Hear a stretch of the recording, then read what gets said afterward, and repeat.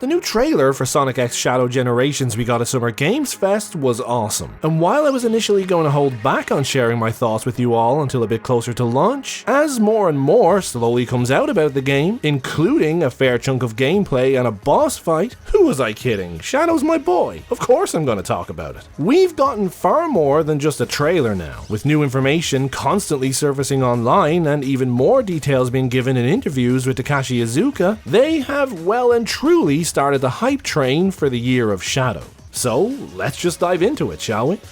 Something I've always kinda hated when it comes to Shadow is the term anti-hero. And I know technically this is the right word for him. Shadow is a hero with less than conventional qualities. Even just comparing him to Sonic, we can see vast differences in idealism and sometimes morality. It is the right word. But when it comes to Shadow's character in any of his appearances after Sonic 06, this anti-hero persona has only really manifested itself as being an edgy contrarian, when any long-standing fan knows this isn't how Shadow originally behaved at all. Anti-hero in its purest form usually meant a hero who is more relatable, and that probably explains why characters like Shadow are usually some of the most popular in their series. I don't know why seeing the word anti-hero triggered me so much. Probably because outside of the murder of Sonic the Hedgehog, official Sonic media hasn't filled me with confidence for Shadow in a long time. Their handling of him has been off for years now, and I guess I always find any hint of that edgelord mentality they had for him to be a bad sign. Which is weird because this was one of the only negatives I could find with this game so far, and it's really just a personal nitpick. Anyway, from the Summer Games Fest trailer, it's awesome to see that Shadow will actually get to revisit places like Bullet Station. Not only is it cool as shit to see locations from a game like Heroes make a comeback, one of my unashamed favorite 3D Sonic games of all time, but it also confirms that each stage for Shadow will represent important moments from his past. Most importantly, including the ones with darker and more serious undertones. Because as we all know, Bullet Station was where he first encountered his android counterparts. A moment that saw him spiraling pretty hard in Heroes, and saw him to go on to question his very existence throughout Shadow 05. This at least gives me some hope that Shadow might get a more serious story in Gens compared to Sonic. It's by no means a guarantee, they could just hint at and gloss over most of it, but it is looking promising at least. He's also getting a Kingdom Valley stage. I nearly lost my shit when I seen this. Not only does it mean Sonic Team are once again acknowledging 06's existence, but it also means we could potentially get to see some interactions between Shadow and Silver again. A team up that, in the absence of Team Dark, I've championed ever since playing 06 the first time and loving their dynamic. There is literally no reason other than Kingdom Valley for me to think this might happen, but you can bet your ass I'm gonna let my overly idealistic imagination run away with itself. We have been told Shadow will get to explore his own version of White Space, an open zone that looks suspiciously similar to Soliana, and have frontier-style interactions with different characters across the map. Rouge, Omega, Silver, Gerald, Maria, and I don't know about you guys, but this purple shit looks a bit Mephiles-y to me. While of course it's fun to speculate about this stuff, and in reality most of it probably won't happen, a voice actress was hired to voice Maria for this game. And while it will likely be just for brief flashbacks to those scenes we all know well, the unique situation in Generations offers up that wild possibility that Shadow could actually get to talk to Maria again, even if it's just her from a moment in time. Because I want this so much, I can nearly guarantee this won't happen, but it's just wild to me that it is theoretically possible. According to Iizuka in an IGN interview, Shadow's story won't be as long as Sonic's, but he did stress that it will still be a decent length. We've seen what, like 3 stages already? I wonder how many more there'll be. The first stage seems to warp Shadow between different locations. Final Chase, Radical Highway, maybe Westopolis? So I'm kinda wondering if this will be the same for all of Shadow's stages. Include as many locations as possible by having him constantly shift seamlessly between them. If true, it is slightly disappointing that we won't get to explore these places fully, but at the same time, it opens up the possibility of a lot more locations, so that's pretty cool. The stages seem pretty long too, which for me is a huge relief, because I really didn't enjoy the more bite-sized stages in Forces or the cyberspace stages in Frontiers. Depending on complexity and difficulty, for me 3 to 6 minutes is perfect for a 3D Sonic level. Long enough to avoid being over just as you feel like you're getting started and short enough to avoid becoming boring.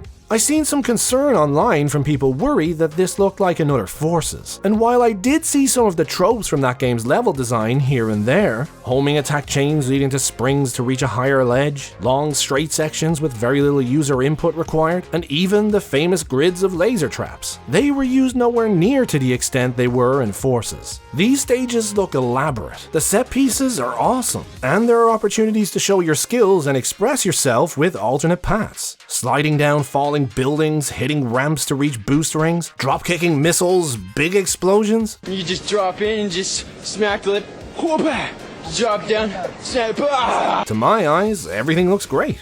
Shadow getting to integrate his powers into his playstyle is awesome. Stopping time with chaos control, chaos snapping around, smashing bad guys, and looking good while doing it. Everything looks super slick and polished, and the end result is that Shadow looks unstoppable. His animations are so clean, and besides my one pet peeve that he doesn't have a fast run animation and just flies, even something as simple as a side roll off a jump looks epic. A huge shout out to Sonic Team for putting the time in to make this come together as well as it does, because I think it's fair to say it paid off. The newly introduced Doom powers are interesting too, seemingly offering Shadow an upgrade system of Black Arm style powers that grant him different traversal abilities. Like Cybersonic and Frontiers, I'm hoping these powers are just for this game, because as badass as a winged Shadow looks, I'm not sure I'd like this to be a permanent addition to his character. Dude doesn't even need it, his design is perfection already. I feel like these Doom powers will probably culminate in Shadow getting a new form against Black Doom in their final encounter. My guess is they'll have seen how hyped people were for it in Frontiers and try to give Shadow the same treatment. Fair is fair after all, but we'll just have to wait and see.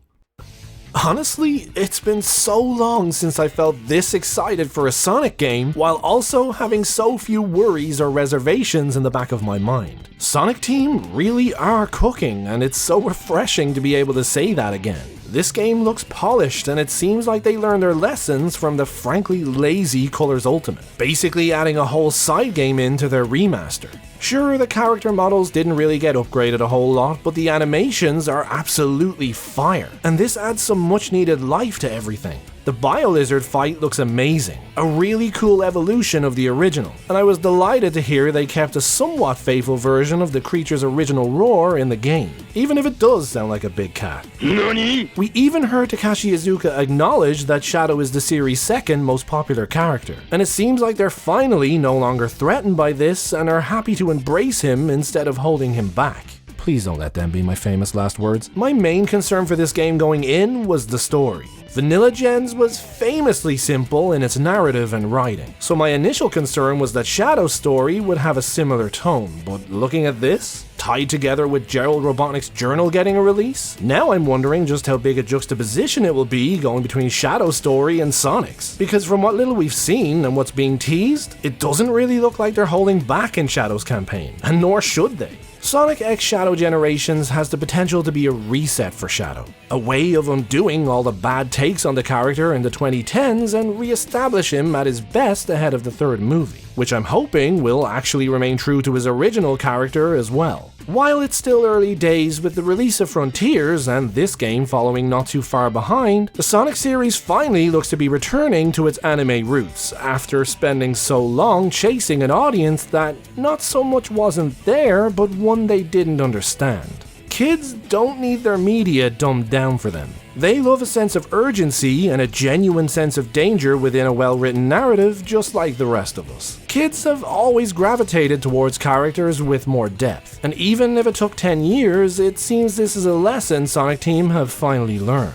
They've regained confidence in their product again, evident by the fact that they were happy for people to record and share its gameplay. That shows confidence, and it's really good to see that return for Sonic Team. Meanwhile, I'm here trying to figure out how to get all these fucking exclusive pre-order bonuses while still being able to eat in October, and Sega just be like, Give me your fucking money! But what did you guys think? Are you as hyped for this game as I am, or do you still have some reservations? Which versions are you pre-ordering, or are you not pre-ordering at all? Let me know your thoughts in the comments. As always, don't forget to like and subscribe, and make sure to turn on notifications to see more from me. If you'd like to support the channel and see your name credited at the end of my videos, you can check out my Patreon or become a channel member. All your support is much appreciated, and a huge thank you to those of you who already have. But for now, a big thank you for watching.